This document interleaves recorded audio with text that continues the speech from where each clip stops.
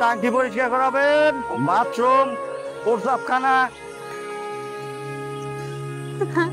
Bathroom পরিষ্কার করাবেন, bathroom, টাঙ্কি, bathroom,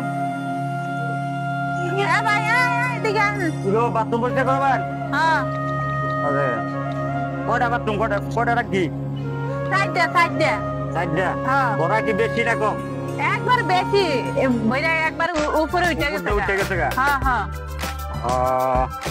এটা ই জানেন কি, রেট জানেন কি?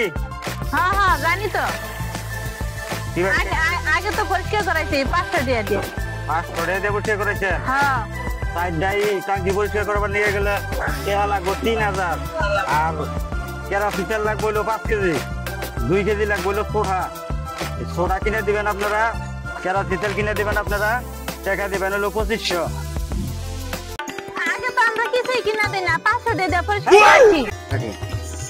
এটা এত করে ধমক দেয়? হ্যাঁ, 500 টাকা দিয়ে চারটা রাখবো পরিষ্কার করে। আর 200 দিয়ে বাড়াই দেবো না, 400 দিয়ে দেবো না।